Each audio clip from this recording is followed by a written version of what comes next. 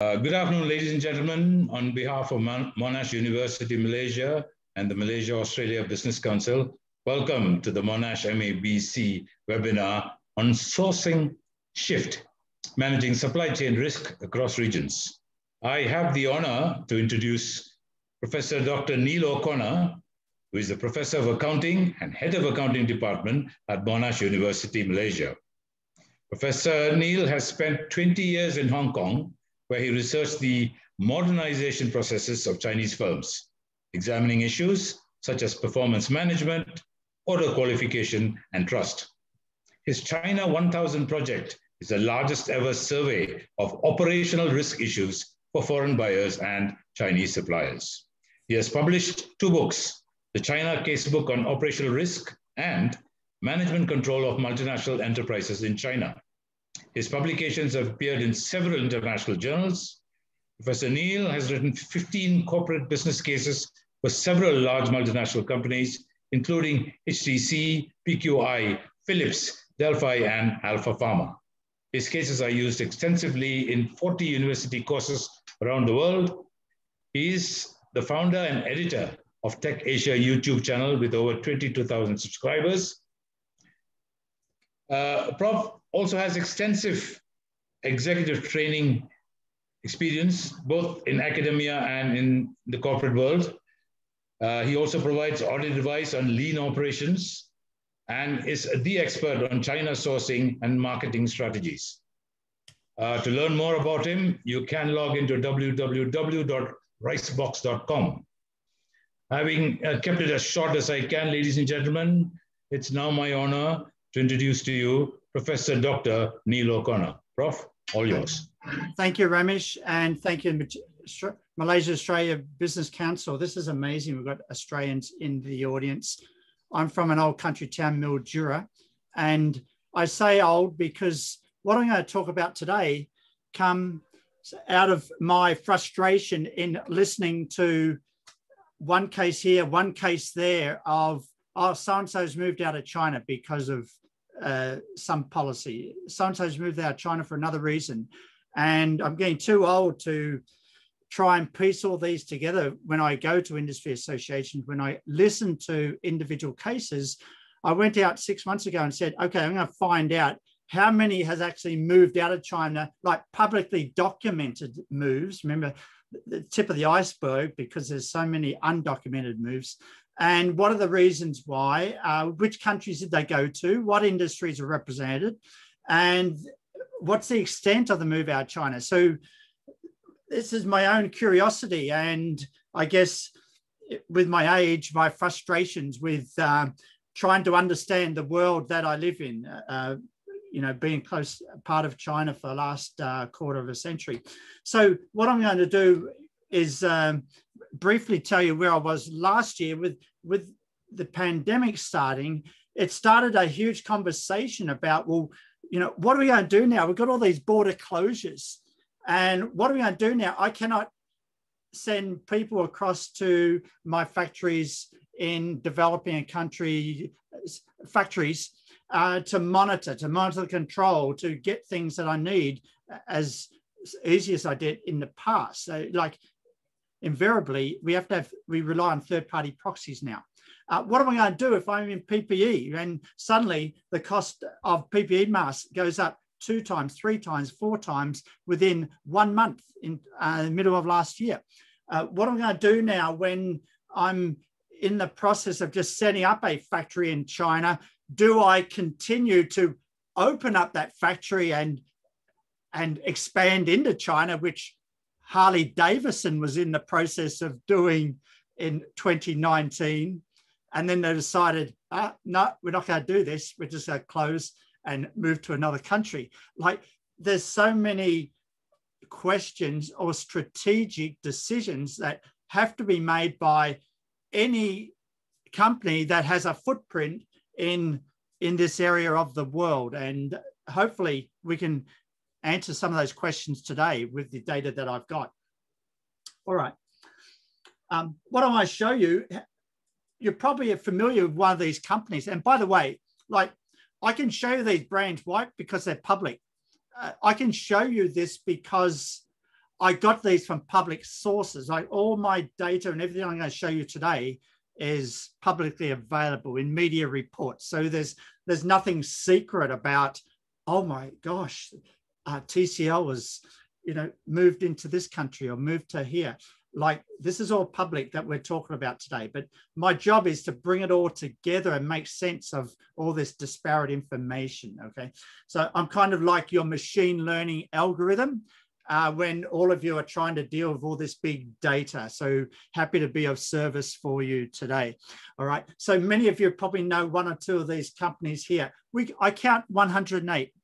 Does that mean there's 108 countries they went to? No. I count 150. So let's have a look at that into more detail. Okay, I'm counting companies that have moved out of China from 2018 to including planned moves out of China 2023. I'm also counting, if you look on your right-hand side, Vietnam as being the largest recipient. And even Hong Kong has received a company. Serbia, in the auto industry of all industries. Myanmar, South Korea, Cambodia. Like there's a lot of countries involved as a recipient of companies moving capacity out of China. And I say capacity because for the most part, out of 108 companies, I only count 15, 15 that basically closed up shop in China. The other 108, other than those 15, moved part capacity out of China. And we're going to look at some of that data as we go through this. Okay, where did they move? I've already given you a hint. Vietnam is a huge recipient. But what I want to show you here is, and happy to share this slide with you, the association can send it out to members. I'm happy with that. All right, what you've got here is all the countries that we have documented. I want you to pay attention to the little circles next to each country. There's a red part and a blue part. And the reason why we show the red and blue, because the red indicates the portion of the move to that country where the company moving already has capacity there. The blue is kind of like the blue ocean. That is, they're going to that country for the very first time. They don't have capacity there at all. So for example, Malaysia has 7 moves. 4 firms are moving there for the first time, but 3 firms already have existing capacity there. For Vietnam, 54 moves, 16 are moving there for the first time, 38 already have capacity there. Now, when I say capacity, I'm saying they could have a factory there, or they already have a contract manufacturer working for them in that country.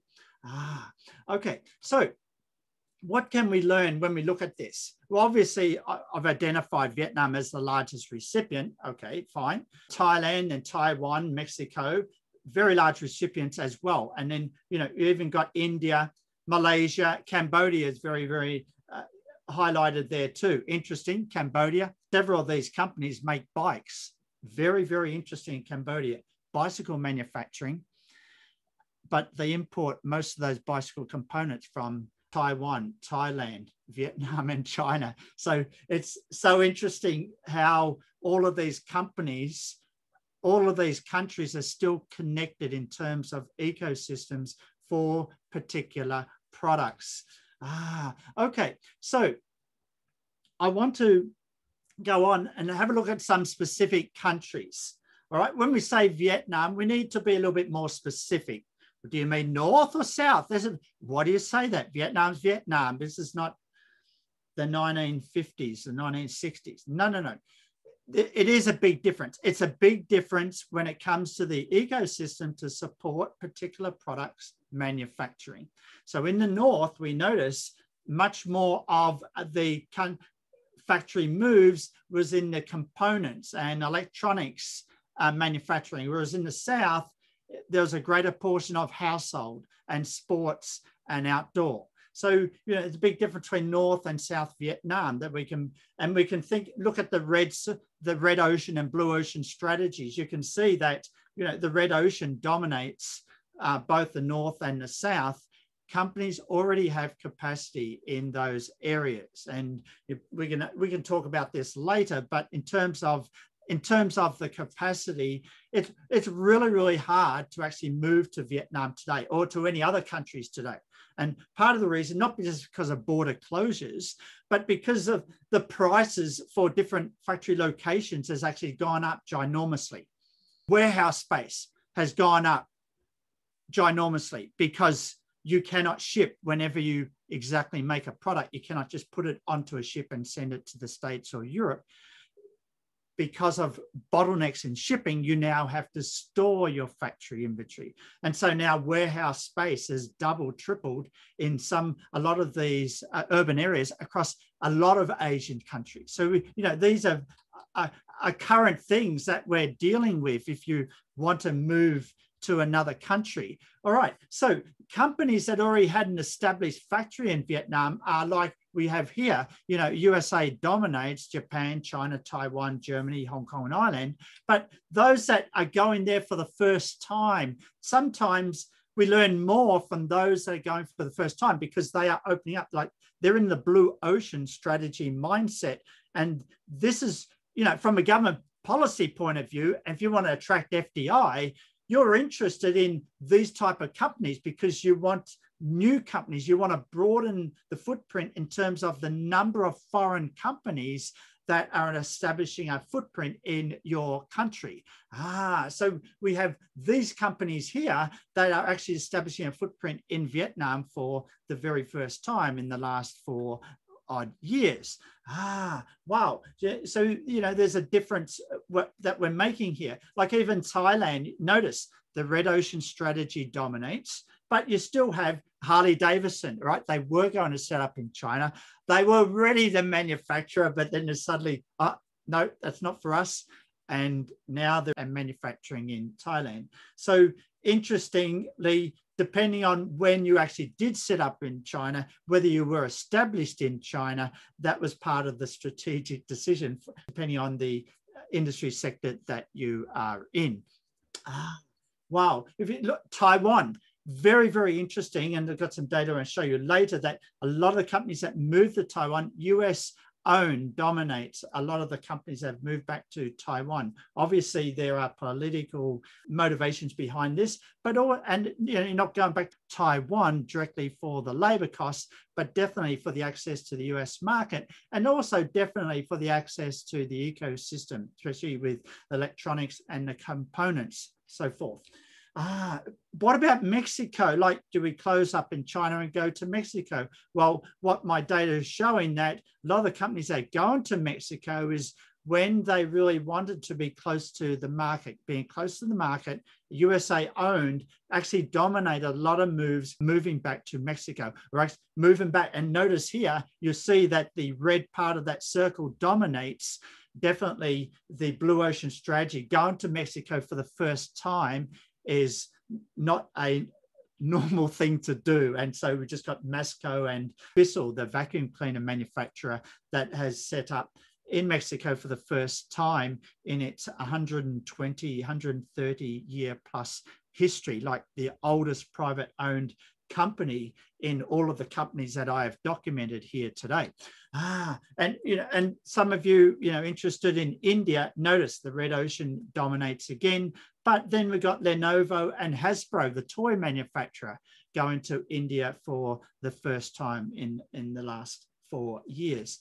And Cambodia, as I said, bicycles, you've got Trek, Kent, and one of the others here making bikes, like, of all places. And part of the attraction of Cambodia was they had better trade terms with Europe, although from year to year that can change. And a big thing that when I talk to people that, well, which country should I move to? Or when should I move? The big thing I always talk to C-suite executives about is never move for one factor alone. There's always 2, 3, or 4 factors. And my data actually shows this out, and I'll show you in a minute. Look, what my presentation cannot be to this business council without showing Malaysia. So here we have Malaysia. Look at this, blue ocean dominates. Look, albeit, 4, 7 companies documenting their move. This is public documented moves. Of course, there's more private, but the existing robot, Cooper Tires and ASMX. But on the new factory side, Minolta, Google, Bissell, there we have Bissell. Very interesting story for Bissell. Again, the oldest vacuum cleaner manufacturer in the world, and Keynote, setting up in Malaysia for the very first time. Very, very interesting story behind that. So just while we're on Malaysia, how many of you have heard of Dyson? Dyson vacuum cleaner, you know the Dyson brand, and air purifiers, hair dryers, vacuum cleaners, anything to do with air. They seem to be the iPhone of air technology, if you know what I mean. And they've got luxury stores to show that in high branded malls here in Hong Kong and in other places throughout the region. Well, Dyson have never ever had a factory in China. They have, for the most part of their history, have worked with Flextronics, a contract manufacturer in Johor, Malaysia, of all places. So good for Dyson, good for Malaysia. And so very, very interesting when I say that, because Dyson is one of the 6 top vacuum cleaner manufacturers in the USA market. But the other 5 vacuum cleaner manufacturers, including Bissell, including Electrolux, including Hoover, well, Electrolux Swedish, but Hoover and some of the others, they have factories in China, all of the other 5. And Dyson was the only vacuum cleaner manufacturer not to have a factory in China. So, strategy works sometimes, and sometimes the politics come to be on your side, even though you cannot predict what's going to happen in 2, 3, 4, 5 years' time. Okay, so that's something, some interesting cases about what's going on in Malaysia. Interesting for Indonesia, red ocean, no blue ocean at all. So this is something that, if you're talking for Indonesian, if they want to attract FDI, to think about, well, how come they're unable to attract, foreign companies for the first time? Obviously, they're attracting existing, but they've got to be able to grow their foreign company footprint. Remember, this is what we publicly know, and some of you may know of names that I haven't listed here. So do count me out on that in question time. Some of the industries, of course, electronics dominates, household, auto, very interesting, and sports and outdoor. And you can see that in terms of industries locating, that electronics dominates the industries moving out of China, but also if you look at Vietnam, that's the yellow on the right-hand side, you'll see that Vietnam takes up a huge spot of electronics, the household, especially sports and outdoor, and also components. Very, very interesting also. So if we look at the company origin and industry type, okay, USA companies, USA-owned companies that I've documented here make up 38% of the 108. Now, 108 very close to 100, so 38% of 108. So you're talking about 42, 43 companies are US owned, all right? Then Japanese, then Taiwanese, Chinese, South Korean. So you notice, very, very interesting that Japanese are dominated there, South Koreans there. And it's very interesting because, the Japanese government, South Korean government, for different reasons, have had challenges with their own reputational branding for the sales of their products in China for different reasons. Japanese being very closely related to USA and other items. South Korea, because USA did put in a missile defense system back in 2000, I think, was it 2019 or before that? And then that caused a lot of angst in China, and it made it very difficult for South Korean brands to be sold in China. So when I show you some details later, reasons for South Korean companies moving out of China, some of it is because of their China sales going south. And that wasn't the case for a lot of the other country-owned companies moving out of China. So let's have a look at the reasons. I think this is the most interesting part of what I want to talk about. And you probably, I'm going a little bit fast here, and I want to be finished in the half hour so we can have more time for question and discussion, which is always more interesting, so you have better takeaways. But the reasons for the sourcing shift, and we counted 17. It wasn't just a trade war. It wasn't just geopolitical risks like the two blue ones in the center here. You could put reasons down from the issues in China. So issues in terms of land prices going up. Like I've witnessed this firsthand in my 2 decades here in Hong Kong, watching across the border in Shenzhen, looking at companies being asked to move out of a particular zone in Shenzhen because it's been rezoned residential, and then they had to go to a cheaper industrial zone where the provincial government or the county saw that as accommodating a more dirty industry, and they didn't want that type of industry to be in residential zones that they were developing as part of the development of Shenzhen. So, I've seen this firsthand where scope to improve the supply chain. Is there scope? Tax incentives. These are incentives from the receiving country, like the yellow side on your left-hand side, cheaper land and labor, and already established factory, as documented here, making up 25% of the reasons for moving. Like you already have an established factory in another country, it's so much easier to move. Like if someone asked me today, should I move today? The answer is probably, given the current uncertainty with border closures, given the uncertainty with getting actual land, the uncertainty whether you would get approved in time in another country, there's multiple uncertainties now that didn't exist 3 or 4 years ago. And so that's a strategic decision that you may decide to delay on. Wow. So what does these 17 things mean? Like, can we have stories to relate back to which countries that these companies may have moved for a particular reason to? So that's what I've tried to do. Like, issues from the USA, just summarizing again, issues from the USA, increase in tariffs and also geopolitical risk. And, anything from Xinjiang cotton, where, you got Uniqlo, they had a shipment more than 1.5 months ago being stopped in customs in Los Angeles because the customs questioned whether the cotton that went into that shipment was from Xinjiang. And it was kind of like, you're guilty until proven innocent.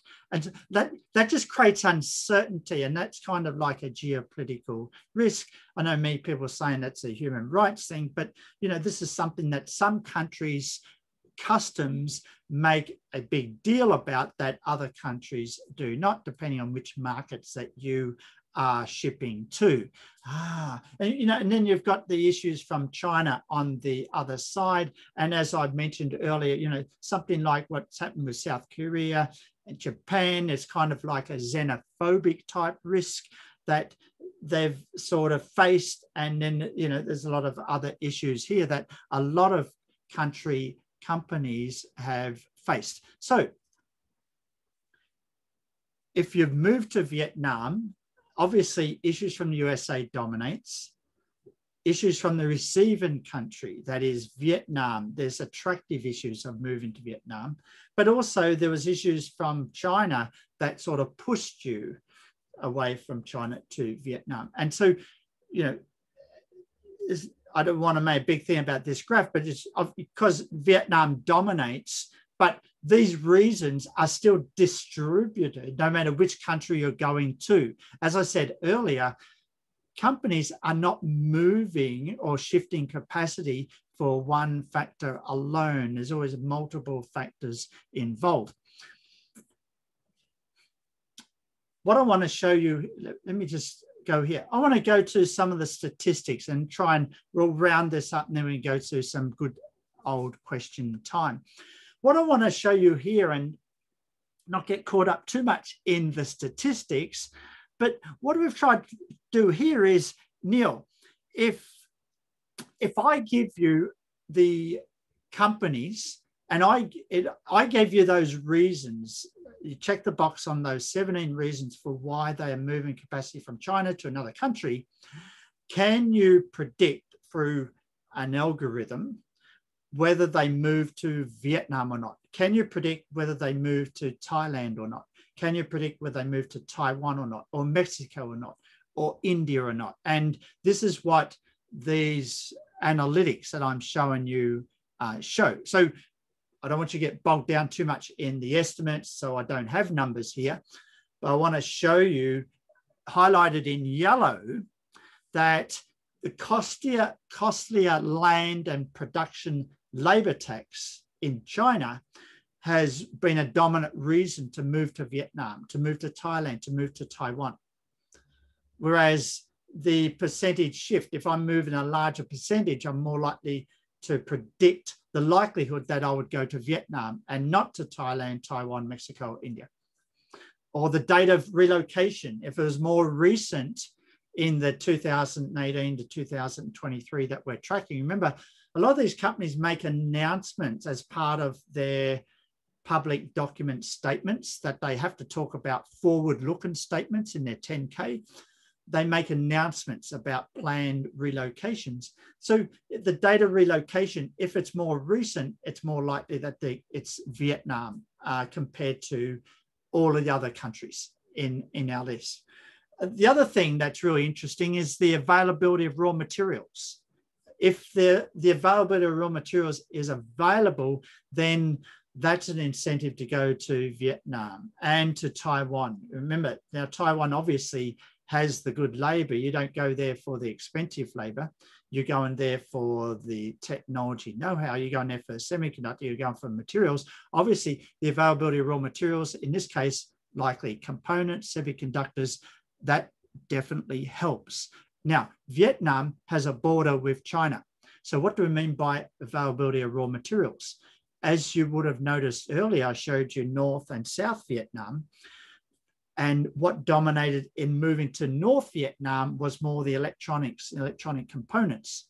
Now, for now, a lot of the components are still shipped from China, from Shenzhen, Guangzhou.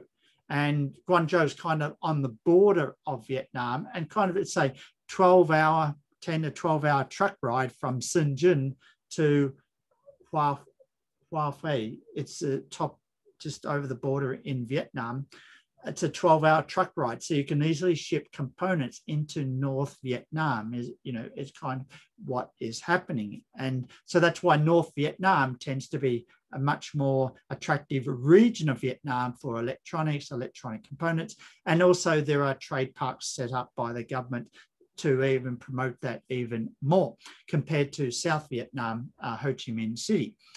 Notice the green items. I just want to draw your attention to the green items because we want to mention Taiwan, Mexico.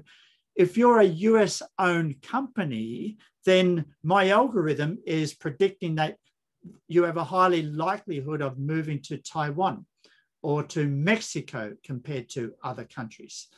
And if you're close to market, you're going a highly likelihood that you're going to move to Mexico if that's a dominant reason for you.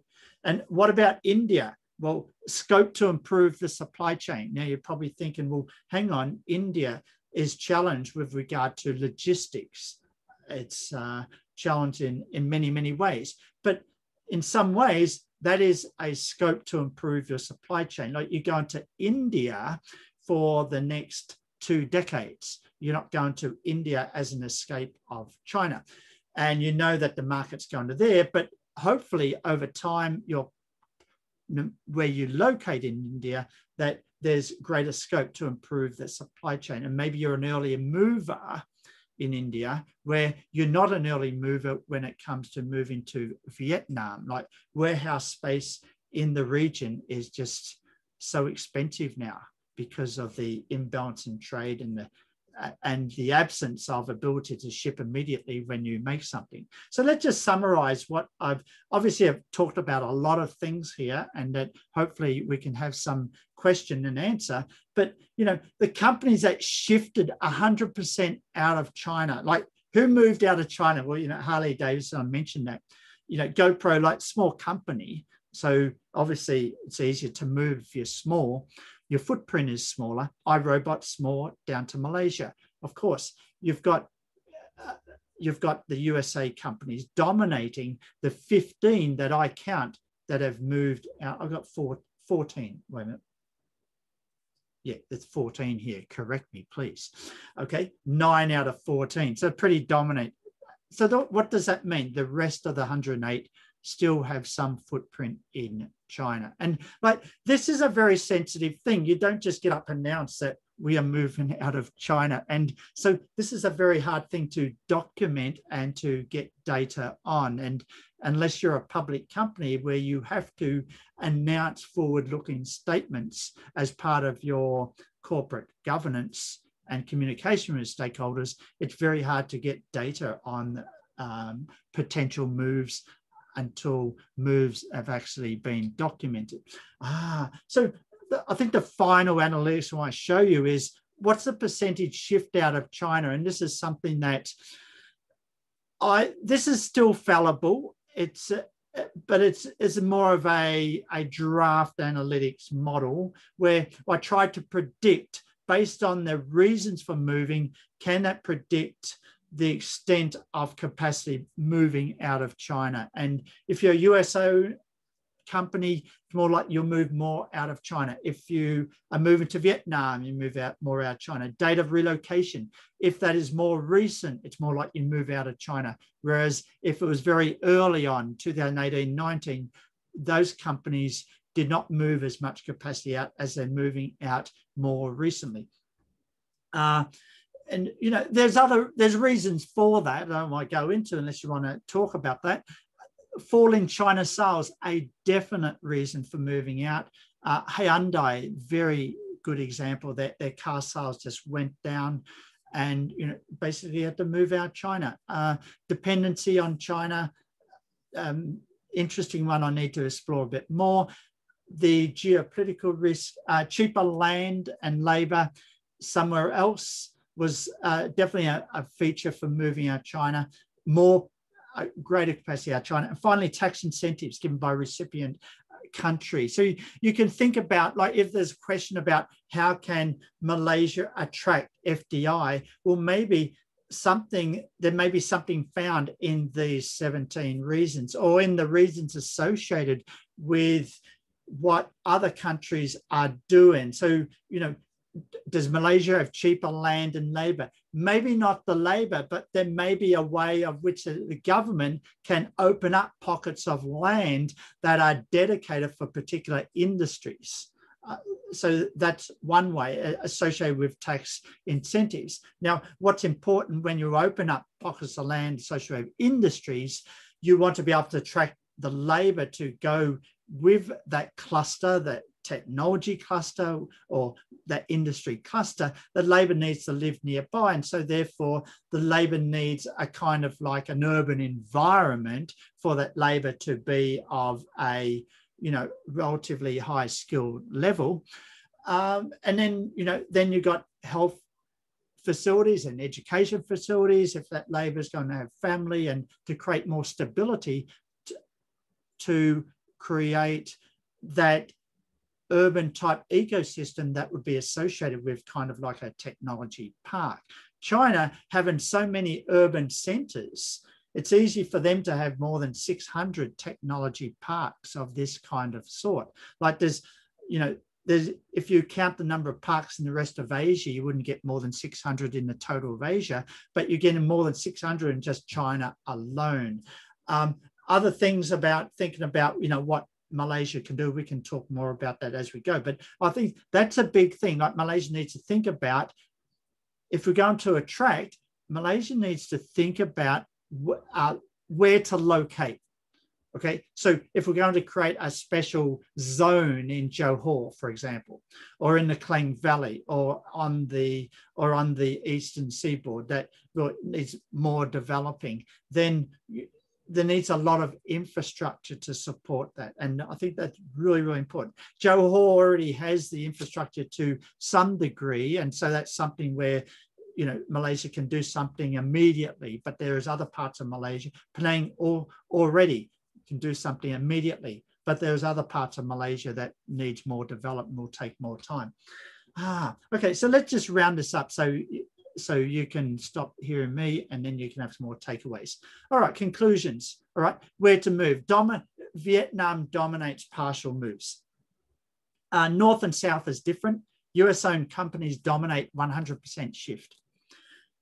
Already established factories, most moves are a capacity shift to already established factories. Remember the blue strategy versus the red strategy.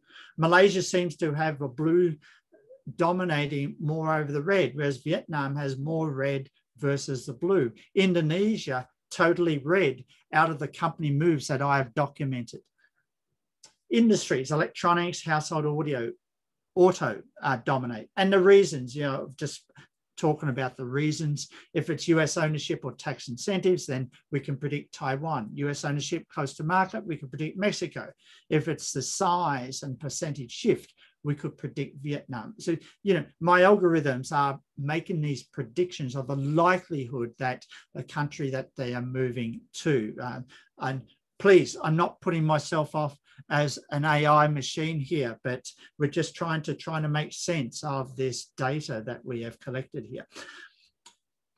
Finally, some of the stories I talked about is, especially on the right-hand side, you've got the geopolitics with the cotton, Xinjiang cotton, because, China, India, both the largest cotton producers in the world, 6 million tons each, compared to US's 4 million tons of cotton production a year.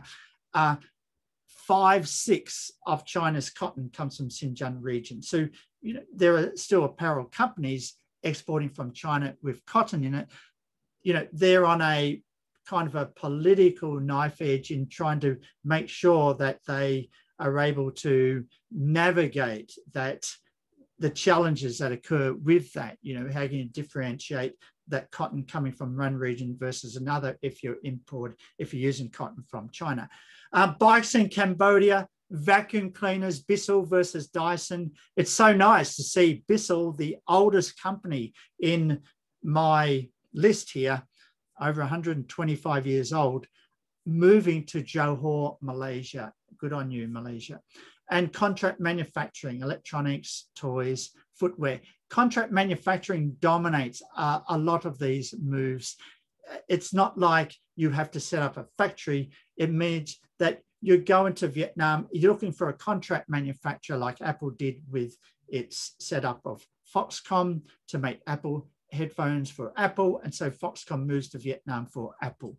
And so Apple is contract manufacturing with Foxconn in Vietnam.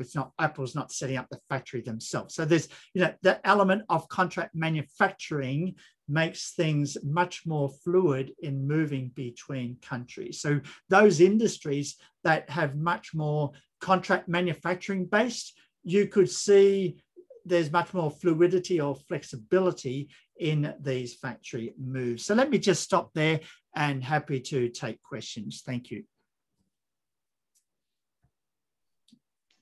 Thank you very much, Prof. Neil, for that wonderful session. Ladies and gentlemen, as you were informed, if you do have any questions, please put them into the Q&A box. We have 4 questions at the moment, which I will now put up to Professor Neil and wait his answer. From Robin Leong, Professor, how can we tap on the opportunities and where are the good channels to start off with? Yeah, the opportunities, Robin, right now, the opportunities were around 4 or 5 years ago and actually moving to these countries. Like Vietnam now is very, very expensive to move to give that an example. Why? Because number one, warehouse space is very expensive, very, very expensive. And, you've got to have warehousing close to urban areas or close to the ports.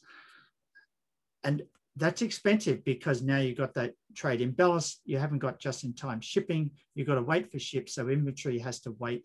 You can pile up after you manufacture something. So opportunities is very, very hard now. You need to think in terms of looking for a move in 2, 3, 4 years' time, right? When borders are now reopening. Right now, the opportunities, unless you've got contract manufacturing already set up in a particular country. I would say Cambodia is an opportunity too, especially with more non-electronic stuff, household sporting goods. Interesting, sporting goods is actually dominating a lot of the manufacturing going on in Taiwan. Like, it's just expanding ginormously in Taiwan. So the opportunities are different for different industries. For the electronics, that's always been contract manufacturing dominated. So therefore, you've got your usual suspects: Thailand, Penang, Malaysia, Vietnam.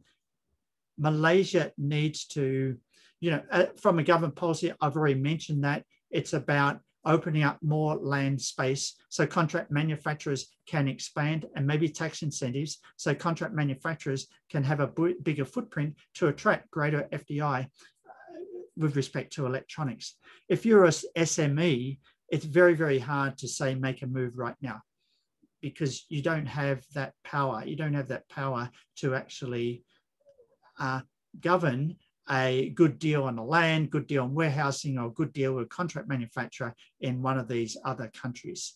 And it may be, if you're a bag manufacturer, I'll give you an example. One of the bag manufacturers, they moved to Vietnam, but the way that and it was more of a SME, because a very small bag manufacturer, what they did was they had 4 different lines, or 4 different lines of backpacks. And the 5th line that they were developing, so what they decided was that 5th line, we will develop this and actually work with a contract manufacturer in Vietnam to actually make our 5th line. So in other words, to take advantage of an opportunity, it's probably better when you're starting a new design from scratch. And so therefore, you don't have to, and so therefore you're doing everything from the start. And so even if you're already established in China, doing that 5th line in China compared to, okay, setting up in Vietnam, doing a 5th line, you still got to go through all the testing and design and the sampling and all of that in both countries. And so that's one strategy that you can think about. So you actually do it one design silo at a time. Right. Thanks for that, Prof. Robin, hope that answered your question. Next question in line is from Zuhair Hamidi.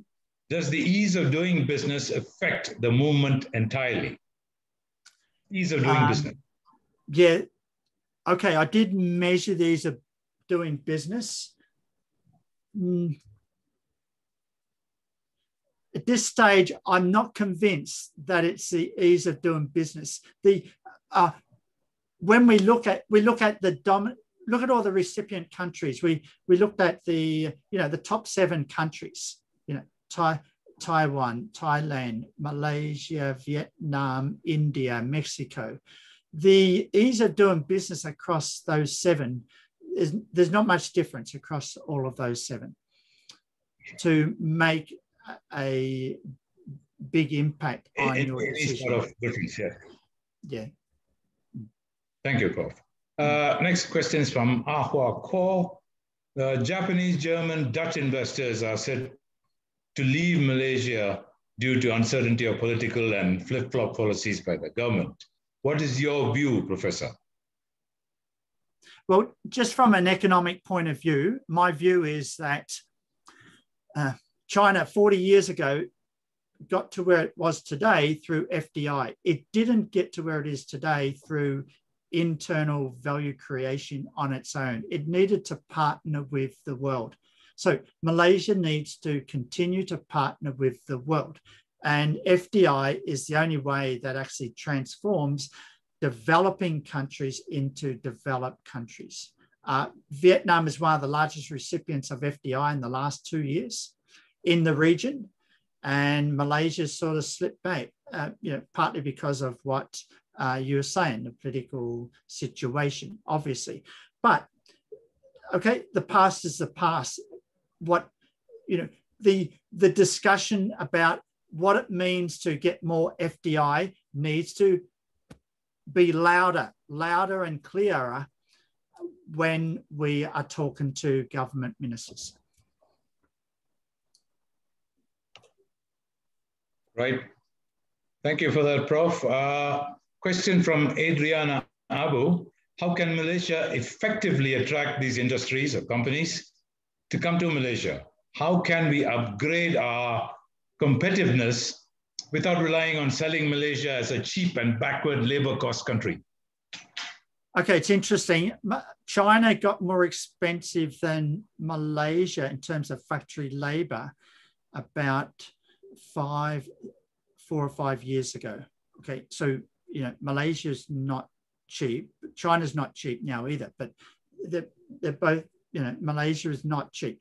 One thing that Malaysia's got going for it compared to, relatively speaking, compared to other Southeast Asian regions for manufacturing is that it has a common law system. Why is that important? Well, there's greater protection for IP, greater protection for design, greater protection to protect your design, to protect your trademark, to protect your doing business in Malaysia compared to other Southeast Asian countries that do not have a common law jurisdiction in its institutions. So I think that's something that Malaysia, maybe, been living in Malaysia, working in Malaysia for 3.5 years now, we kind of take it for granted because it's been around us, for decades, right? But it is a big thing because when you go to Vietnam, that is not there, okay? How do you know if your IP is protected in Vietnam? How do you know if it's protected in Cambodia or Indonesia, in these other countries? You don't know. You don't have a great certainty. So Malaysia has the opportunity to be a design hub, to actually, you can hire designers to go with your manufacturing. In other countries, maybe you have to design in another country and then bring that to the factory or work with a contract manufacturer to protect your designs. So therefore, Malaysia has that as an advantage going ahead. And as I said, I would urge the Malaysian government, their economic policy is they need to think in terms of zones and they need to think in terms of area where combinations of the same industry, like in Penang, like in Johor, can actually develop and actually become even stronger. Thank you, Prof. Next question from one of our attendees. How does a transshipment lessen the impact of US-China trade wars in terms of tariffs? And is there any loophole? Yes and no. You're right. There's components that go from China down to Vietnam, and then that's sort of put into products, and then that's shipped to the USA. And then it's a gray area whether you get caught at customs in USA or whether you don't get caught. And so the transshipment, like in terms of the component percentage, is, I think that's something that hasn't been big on the radar for shipment coming out of Vietnam. If the things were assembled in Vietnam and you documented everything, I don't think that turned out to be a problem. And most of the components are coming from China anyway. So I don't think that was a big problem. It's a greater challenge for Cambodia because I think they have more trade free status into Europe, and Europe is much more policing on this transshipment through Cambodia into Europe, making sure that the percentage of value added in Cambodia is properly documented. Right. Thank you, Prof. Next question, going back again to companies in Malaysia who are thinking of moving out because of the pandemic and Malaysia's political stance, shall I say. Question is, do you think they will move to Vietnam too? And what are the chances of them ever returning to Malaysia in better times once they have moved out? It's harder to get a new customer than to keep the ones you already have. That's my answer. We have to look after the companies we already have in Malaysia. There has to be some proactive economic government policy that is reaching out to the dominant industries in Malaysia, the dominant industries that make up the FDI, and they need to be looked after. Whether it's an incentive, whether it's something to make life easier for them, Malaysian government needs to be proactive with that, because once you lose them, they're not going to come back. Right. Thank you, Prof. No other questions from our attendees. So if I could just take a few more minutes of everyone's time. Prof, from what I can see, and I am speaking from a Malaysian perspective, movement of companies out of China has basically been advantageous to Vietnam, I think, coming in first, and a few of our other neighbors as well. Even though Malaysia does have the right legal structures, we do have highly skilled labor, and we do have land, although maybe not specifically designated for industries, but we do have land at relatively low cost for investors. So we are still attractive where FDI is concerned. Maybe we just haven't marketed ourselves very well and haven't actually looked at strategies for, or real strategies, shall I say, for attracting FDI into Malaysia. Prof, I would like to thank you on behalf of the Malaysia Australia Business Council, all of the attendees, for taking your time off to actually speak to us about some very relevant details on sourcing shift. I now know that China is not as strong as they think they are, at least after, after going through your session. I also know that Malaysia needs to buck up in terms of attracting FDI. We used to be the poster child for FDI maybe 5-8 years ago, not anymore. And I think it's time for us to come back. A lot of the advice you've given us is definitely going to help. And we hope to be able to take that up with the relevant government agencies that we deal with and see whether we can move this forward. So once again, thank you very much, Professor Neil O'Connor, and also to Monash University Malaysia for having joined us in our MABC webinar series. Thank you very much, ladies and gentlemen. Ramesh, I'll just say one thing. Happy to help out if you need any representation in, talking to the government. And just, I'm given further executive ed seminars on this in September. If anyone's interested, they can follow up with the email here at Monash University or contact me directly. Happy to help. Yeah, or just please do send us the details, Prof, and we'll send it out to our members as well. That would be wonderful. Thank you, Ramesh. Thank you again very much, ladies and gentlemen. Have a wonderful evening, and please stay safe. Thank you.